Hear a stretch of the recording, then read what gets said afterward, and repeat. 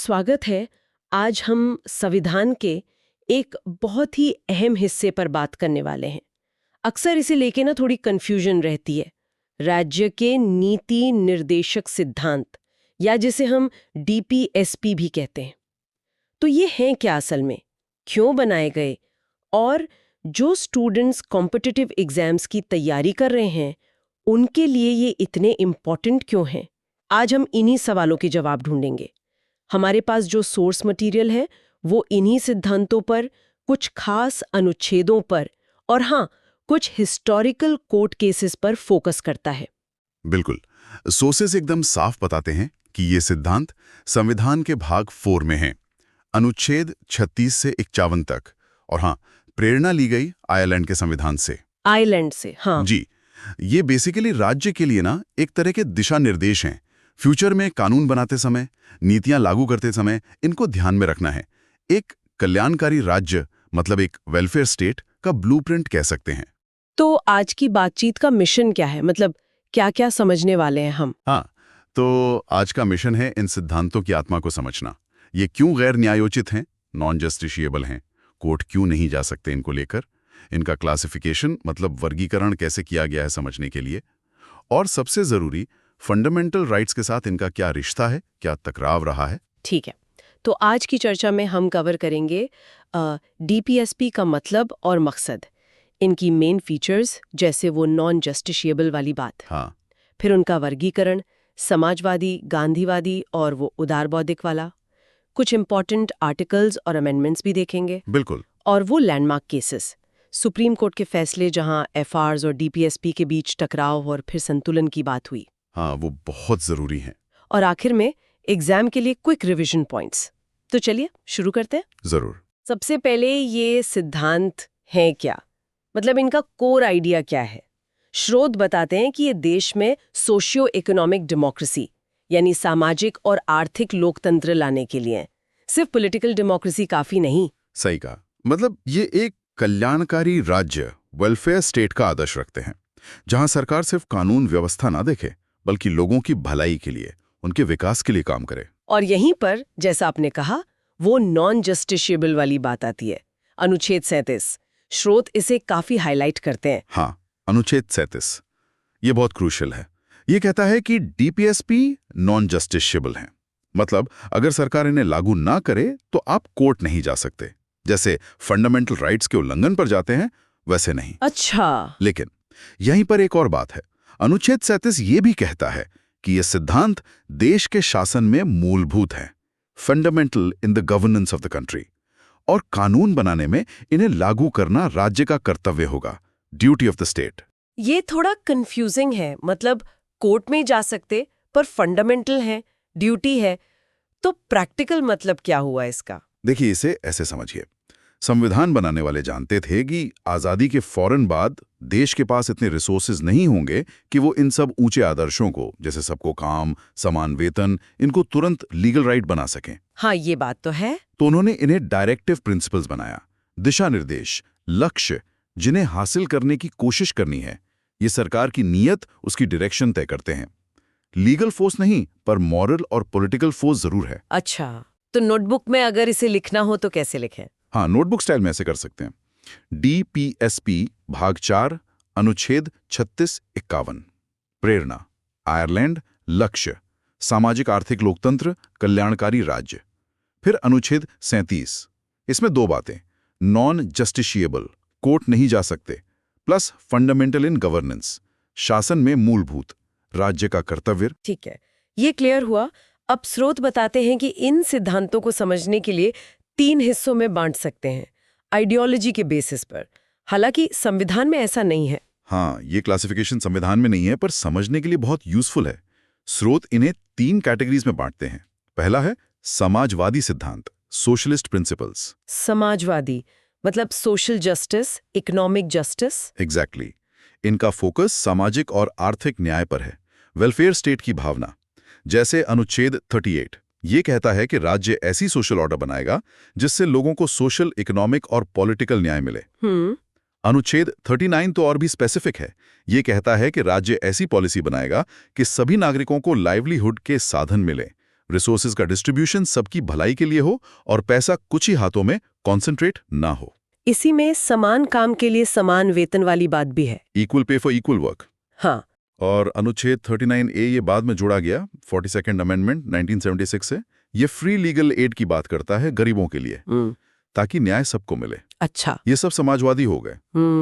फिर दूसरा है गांधीवादी सिद्धांत, गांधीयन प्रिंसिपल्स। ये महात्मा गांधी के विचारों पर आधारित है, खासकर उनका जो जोर था ग्राम स्वराज पर, ग्रामीण भारत के उत्थान पर। हाँ, गांधी जी के विचार। इसमें क्या आता है? सबसे बड़ा एग्जाम्पल तो अनुच्छेद 40 है, ग्राम पंचायतों का गठन, डिसेंट्रलाइजेशन। हाँ। फिर अनुच्छेद 43, कुटीर उद्योगों को बढ़ावा देना, कॉटेज इंडस्ट्रीज। अनुच्छेद 43B भी है, सहकारी समितियां, कोऑपरेटिव सोसाइटीज वाला। ये 97th अमेंडमेंट 2011 से आया। फिर अनुच्छेद 46 है, SC ST और दूसरे वीकर सेक्शंस के एजुकेशनल और इकोनॉमिक इंटरेस्ट को प्रमोट करना। और अनुच्छेद 47 है, पोषाहार स्तर, जीवन स्तर सुधारने पर। अनुच्छेद 48 में कृषि, पशुपालन और गायों की सुरक्षा की बात भी गांधीवादी मूल्यों से जुड़ती है। ठीक है। और तीसरा क्लासिफिकेशन? तीसरा है उदार बौद्धिक सिद्धांत, लिबरल इंटेलेक्चुअल प्रिंसिपल्स। ये लिबरलिज्म की आइडियोलॉजी को रिफ्लेक्ट करते हैं, मॉडर्न रैशनल सोच। अच्छा, इसमें क्या है खास? इसमें सबसे ज्यादा चर्चा में रहने वाला अनुच्छेद 44 है, यूनिफॉर्म सिविल कोड, UCC, सभी नागरिकों के लिए समान नागरिक संहिता। हाँ, UCC पर तो काफी बहस होती है। जी। फिर अनुच्छेद 45 है, जो 6 साल से कम उम्र के बच्चों की देखभाल और शिक्षा की बात करता है। इसे 86 अमेंडमेंट 2002 से बदला गया था। अनुच्छेद 48A, ये भी 42nd अमेंडमेंट से आया, पर्यावरण संरक्षण की बात करता है। Environment protection. एनवायरमेंट, हाँ, ये भी जरूरी है। बिल्कुल। अनुच्छेद 49 है, राष्ट्रीय महत्व के स्मारकों का संरक्षण। अनुच्छेद 50, ये बहुत इंपॉर्टेंट है, कार्यपालिका से न्यायपालिका का पृथक्करण, separation of judiciary from executive. और अनुच्छेद 51 है, अंतर्राष्ट्रीय शांति और सुरक्षा को बढ़ावा देना, इंटरनेशनल पीस एंड सिक्योरिटी। ये वर्गीकरण सच में काफी हेल्पफुल है इन अलग अलग तरह के सिद्धांतों को समझने में। लेकिन अब उस पॉइंट पर आते हैं जहां सबसे ज्यादा सवाल उठते हैं, फंडामेंटल राइट्स वर्सेस DSP, क्योंकि FRs तो जस्टिसेबल है, कोर्ट जा सकते हैं, DSP नहीं है। तो जब इनमें टकराव हुआ तो क्या हुआ? सोर्सेज कुछ इंपॉर्टेंट कोर्ट केसेस बताते हैं। हाँ, ये कहानी बहुत इंटरेस्टिंग है और दिखाती है कि संविधान की इंटरप्रिटेशन कैसे इवॉल्व हुई है। सोर्सेज हमें बताते हैं। देखिए, शुरुआत में क्या हुआ। सबसे पहला case Champakam Dorairajan case 1951। Supreme Court ने साफ कहा, भाई अगर FR और DSP में कॉन्फ्लिक्ट होगा तो FR ऊपर रहेगा। Fundamental rights will override DSPs। DSPs को FRs के सबऑर्डिनेट रहना होगा। अच्छा, तो शुरुआत में FRs भारी थे। बिल्कुल। फिर आया गोलकनाथ मामला 1967। इसमें कोर्ट ने और भी कड़ा स्टैंड लिया, कहा कि पार्लियामेंट फंडामेंटल राइट्स को अमेंड कर ही नहीं सकती, छीन ही नहीं सकती, भले ही DSP लागू करने के लिए क्यों ना हो। अरे, तो फिर तो संसद और कोर्ट में टकराव बढ़ गया होगा। हाँ, तनाव पड़ा तो संसद ने रिएक्शन दिया। जैसा स्रोत बताते हैं, 24वां और 25वां संशोधन आया। हाँ, 24th and 25th amendment. 24th amendment 1971 ने पार्लियामेंट को पावर वापस दी कि वो संविधान के किसी भी हिस्से को इंक्लूडिंग फंडामेंटल राइट्स अमेंड कर सकती है।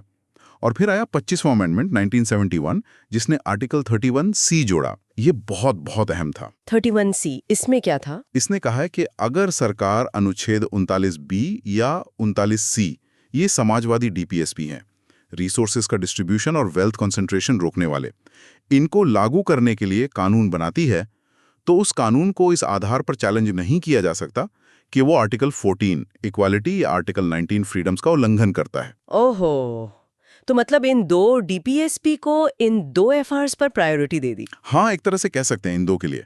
लेकिन कहानी यहां रुकी नहीं। इसके बाद आया इंडियन कॉन्स्टिट्यूशनल हिस्ट्री का landmark case, Kesavananda Bharati case 1973। 13 जजों की बेंच बैठी। केशवानंद भारती, हाँ, ये तो बहुत सुना है। इसमें गोलकनाथ फैसले को ओवरटर्न किया गया। कोर्ट ने कहा, हाँ, पार्लियामेंट FRs को अमेंड कर सकती है, लेकिन संविधान के मूल ढांचे को नहीं बदल सकती। बेसिक स्ट्रक्चर डॉक्ट्रिन यहीं से आया। बेसिक स्ट्रक्चर, हाँ। और कोर्ट ने 25th अमेंडमेंट के उस हिस्से को वैलिड माना जो 39B और C को 14 और 19 पर प्रायोरिटी देता था। पर साथ में यह भी कहा कि जुडिशियल रिव्यू यानी न्यायिक समीक्षा वो खुद बेसिक स्ट्रक्चर का हिस्सा है। अच्छा, तो जुडिशियल रिव्यू बचा रहा।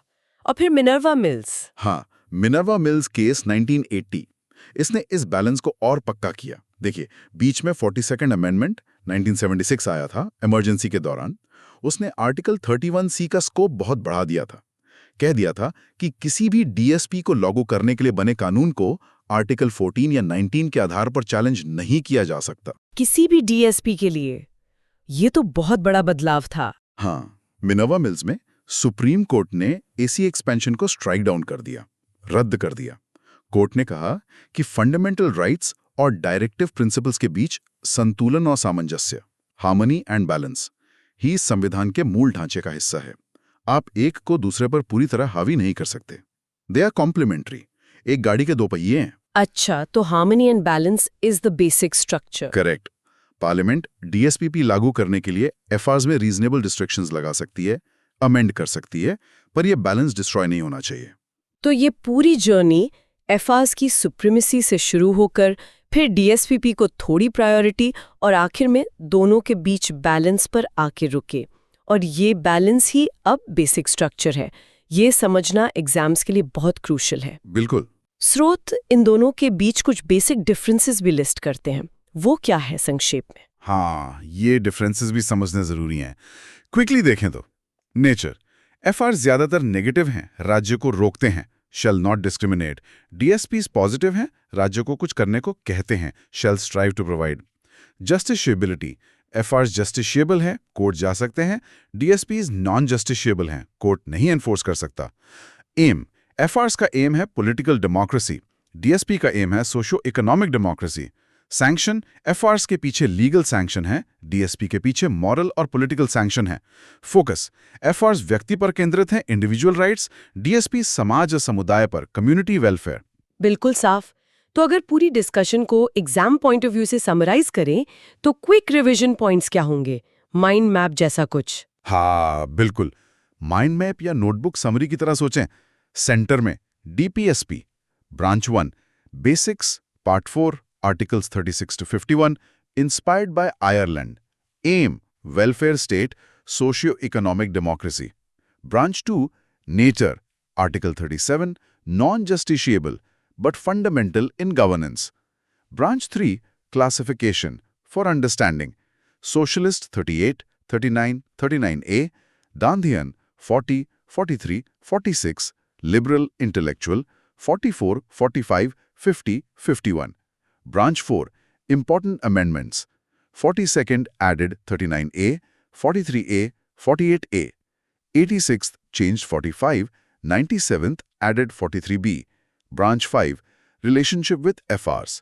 Conflict, harmony and balance equals basic structure. Branch 6, key cases. Champakam, Dorairajan. Golaknath, Keswananda Bharti, Minerva Mills. Branch 7, FR versus DPSP differences. Negative, positive, justiciable, non-justiciable, etc. बहुत बढ़िया। ये पॉइंट्स याद रखने से काफी मदद मिलेगी। हाँ, बिल्कुल। परीक्षा के लिए ये पॉइंट्स एकदम की हैं। पार्ट 4, आर्टिकल 36 to 51, आइलैंड से प्रेरित। Aim, socio economic democracy, welfare state.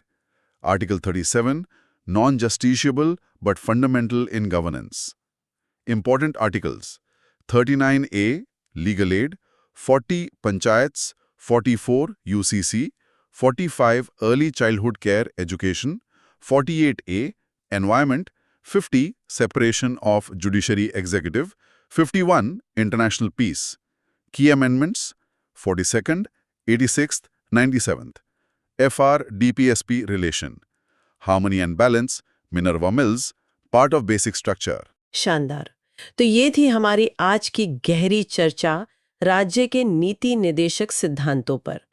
उम्मीद है इस नोटबुक स्टाइल एक्सप्लेनेशन से ये कॉम्प्लेक्स टॉपिक थोड़ा सरल लगा होगा और एग्जाम की तैयारी में मदद मिलेगी। हाँ, ये सिद्धांत भले ही लीगली एनफोर्सेबल ना हो, पर ये भारत के संविधान का विजन दिखाते हैं। इन्हें समझना सिर्फ एग्जाम के लिए नहीं, एक जागरूक नागरिक बनने के लिए भी जरूरी है। बिल्कुल। जाते जाते एक सवाल छोड़ जाता हूं सोचने के लिए। अनुच्छेद 44 से जुड़ा है, यूनिफॉर्म सिविल कोड। क्या अब भारत में इसे लागू करने का सही समय है? इसके सोशल, लीगल, पॉलिटिकल इम्प्लीकेशंस क्या होंगे, इस पर जरूर सोचिएगा। बेहतरीन विचार। याद रखिए, कंसिस्टेंसी इज की। तैयारी करते रहिए, सीखते रहिए। अगली बार फिर मिलेंगे एक नए विषय के साथ। धन्यवाद।